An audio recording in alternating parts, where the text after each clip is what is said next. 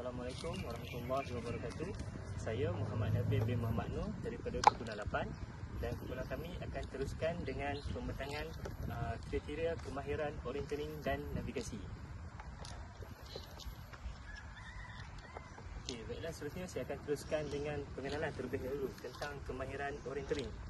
Okey, orientering ni adalah satu aktiviti luar yang melibatkan kemahiran untuk mencari arah dan menentukan lokasi, dengan menggunakan peta dan kompas. Aktiviti ini biasanya akan dijalankan di dalam kawasan seperti hutan, taman rekreasi ataupun di kawasan yang terbuka. Dalam orientering ini, peserta perlu bergerak dari satu checkpoint ke checkpoint yang lain dengan menggunakan laluan yang paling sesuai berdasarkan peta. Ia bukan sekadar berjalan, tapi memerlukan kemahiran berfikir, membuat keputusan, membaca peta dengan tepat. Oleh itu, kemahiran ini penting kerana yang pertama, membantu seseorang supaya tidak sesat ketika berada di kawasan asing. Yang kedua, meningkatkan keyakinan diri dan daya tahan fizikal. Dan yang ketiga adalah melatih kemahiran menyelesaikan masalah dan orientasi arah. Contohnya, semasa perkemahan, peserta menggunakan kompas dan peta untuk mencari lokasi sumber air atau keluar ke kawasan dengan selamat. Okey, baiklah, seterusnya saya akan teruskan dengan penerangan tentang anatomi kompas. Okey, saya akan teruskan dengan anatomi kompas. Okey, yang ada dekat tangan saya ni adalah kompas. Dikenali sebagai kompas orientering ataupun base plate kompas. Okey. Yang pertama sekali, kita boleh lihat kat sini ada satu jarum. Ini adalah jarum magnet. Okey, yang berwarna merah dan berwarna hitam. Yang warna merah ni jarum yang menunjukkan ke arah utara, dan yang berwarna hitam adalah jarum yang menunjukkan ke arah selatan. Jadi fungsi utama jarum ni adalah untuk menentukan arah utama. Okey, yang kedua adalah dial kompas. Dial kompas ni bulatan yang ada nombor ni. Okey. Fungsi dia adalah untuk tetapkan arah perjalanan bearing. Okey, kita akan pusing benda ni. Benda ni boleh pusing 360 darjah, dan tujuan dia adalah untuk kita tetapkan arah bearing. Contohnya kita nak tetapkan ke arah 60. Okey, kita letak nombor 60 tu berada di garisan merah di tengah sini. Okey, seterusnya yang ketiga adalah garisan orientasi. Okey, garisan orientasi ni adalah garisan yang berada di dalam bulatan tersebut. Okay, fungsi garisan ni adalah untuk letakkan dan diselarikan dengan garisan peta supaya arah yang kita dapat itu lebih tepat. Okay, seterusnya yang keempat adalah anak panah arah kompas. Anak panah arah kompas ni yang berada di atas kompas ni, anak panah yang besar ni. Okay, fungsi anak panah ni adalah untuk menunjukkan arah pergerakan kita. Contohnya, kita set bearing nombor 60, letakkan di atas line merah ni. Okey, seterusnya kita akan masukkan jarum magnet yang berwarna merah ni ke dalam anak panah yang berada di belakang ni. Selarikan. Okey, jadi arah yang kita akan pergi adalah ni. Kita akan mengikut sini, anak panah arah ni. Kita akan ke arah sini. Okey. Baiklah, seterusnya yang kelima adalah garisan indeks. Okey, garisan indeks ni adalah line petunjuk. Ni, garisan indeks adalah yang berwarna merah yang berada di tengah-tengah ni. Tujuan dia adalah untuk membaca nilai bearing yang kita set seperti yang saya tunjukkan tadi. Okey, seterusnya yang keenam adalah tapak kompas ataupun base plate. Okey, tapak kompas inilah tapak kompas. Dia punya tapak ni adalah lut sinar. Seluruh badan kompas ni kita boleh nampak jernih dan kita tembus pandangan. Fungsi lut sinar ni adalah kita akan letakkan di atas peta supaya memudahkan kita untuk membaca laluan. Yang ketujuh adalah skala dan pembaris. Okey, di sini kita boleh nampak ada garisan dan ada nombor. Ini adalah pembaris, dan yang ini adalah skala. Okey. Dan yang terakhir, kita ada kanta pembesar di tengah ini, boleh nampak. Tujuannya adalah untuk membaca peta yang sukar untuk dilihat. Itu saja seringkas tentang anatomi kompas, iaitu kompas orientering daripada saya. Baiklah, saya seterusnya akan terangkan tentang penggunaan peta dan kompas. Bagaimanakah cara untuk menggunakan kompas ketika kita berada di dalam hutan ataupun di tempat yang lapang, dan cara menggunakan kompas di atas peta. Baiklah, yang pertama sekali, seperti yang kita tahu, penggunaan kompas mestilah di atas permukaan yang rata. Sebagai contoh, dia ada dua cara. Satu, kita gantung di tekak, dan yang kedua, kita boleh di tangan. Supaya apa? Supaya bila jatuh, dia tak jatuh terus, dia masih tergantung. Jadi untuk lebih selamat, kita gantung dekat tekak lah. Permukaan yang rata maksud saya berada di atas tapak tangan, halakan ke tempat yang ingin dituju. Seperti yang kita tahu, arah utara mestilah ditujukan terlebih dahulu sebelum kita menghala ke tempat-tempat yang lain. Sebagai contoh, sebelum kita mulakan perjalanan, kita mestilah memulakan dengan titik kosong. N ada ke sana. Jadi, sebagai contoh, hala tuju yang kita nak tuju ialah tempat yang tidak boleh bergerak.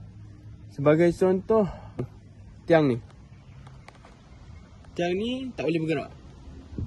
Benda yang kekal tak boleh bergerak ialah kita boleh jadikan satu sebagai penanda. Okey, baiklah. Sekarang utara ke arah sini.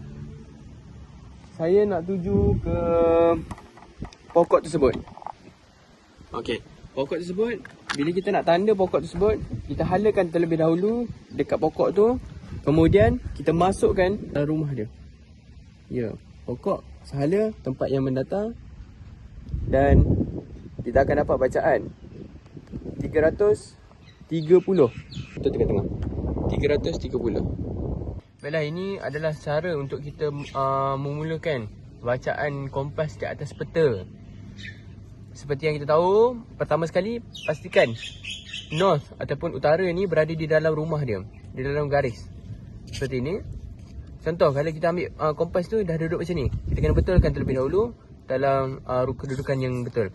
Seterusnya, kita letak di atas peta. Ikut yang peta tu tulis, utara, timur, barat dan selatan. Kita letak betul-betul tengah.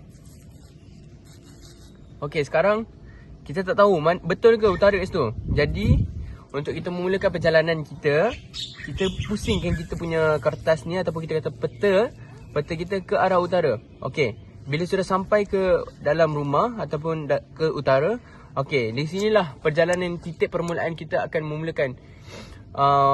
memulakan orientering. Dekat sinilah kita akan memulakan bacaan daripada kosong hingga ke berapa-berapa. Pastikan tempat yang kita ingin dituju ialah tempat yang kekal, tidak bergerak. Baiklah, seterusnya saya akan mulakan dengan perancangan dan pemilihan laluan. Perancangan dan pemilihan laluan bagi aktiviti orientering sangat penting untuk memastikan peserta dapat bergerak dengan selamat, cekap dan mencapai checkpoint dalam masa yang optimum. Ia melibatkan kemahiran membaca peta, penggunaan kompas serta membuat keputusan strategik di lapangan. Yang pertama sekali, perancangan laluan orientering. Rancangan dibuat sebelum aktiviti bermula, biasanya oleh penganjur atau peserta. Ia bergantung kepada jenis pertandingan. Pertama sekali, analisis peta. Kenal pasti simbol peta seperti jalan, sungai, bukit, kawasan hutan dan bangunan. Seterusnya, perhatikan skala peta untuk menganggarkan jarak sebenar. Akhir sekali, kenal pasti lokasi checkpoint ataupun control point. Seperti yang kita dapat lihat di sini, ini adalah peta Gunung Angsi dan juga simbol-simbol yang terdapat di dalam peta tersebut. Baiklah, yang seterusnya dengan menentukan objektif laluan. Peserta atau penganjur perlulah memilih laluan paling cepat ataupun shortest time serta laluan paling selamat dan laluan paling mudah yang mempunyai kurang halangan. Halangan yang dimaksudkan ialah seperti semak, pokok-pokok besar ataupun sungai. Selain itu, mengenal pasti ciri bentuk muka bumi. Yang pertama, kawasan tinggi, bukit, ia lebih mencabar dan memenatkan. Kawasan tinggi ini adalah seperti Di dalam peta terdapat lingkaran. Ini ialah lingkaran yang menunjukkan bahawa kawasan ini adalah sedikit tinggi atau curam. Seterusnya, kawasan rendah atau rata yang lebih mudah untuk dilalui. Dalam peta tiada lukisan sebarang lingkaran ataupun bulatan. Dia hanyalah sekadar mendata. Bermaksud kawasan itu adalah kawasan rendah ataupun rata. Halangan seperti sungai, semak dan juga pokok. Di dalam peta ini, sungai ditanda seperti berikut simbol ini. Manakala pokok seperti ini dan juga puncak. Kemudian perancangan strategi. Tentukan checkpoint mana yang ingin dilalui dahulu serta rancang attack point atau titik rujukan sebelum sampai checkpoint. Akhir sekali, tentukan laluan alternatif jika tersesat. Maksudnya, laluan utama ialah sini, bermula daripada sini sehinggalah ke puncak gunung.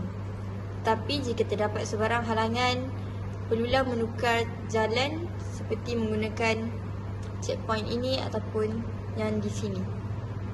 Seterusnya, pemilihan laluan, road choice. Pemilihan laluan berlaku semasa aktiviti berlangsung berdasarkan situasi yang sebenar. Laluan terpendek versus laluan terpantas.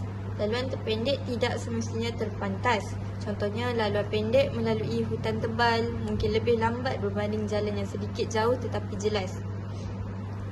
Menggunakan handrail. Ikuti ciri jelas seperti jalan, sungai, pagar atau laluan denai untuk panduan.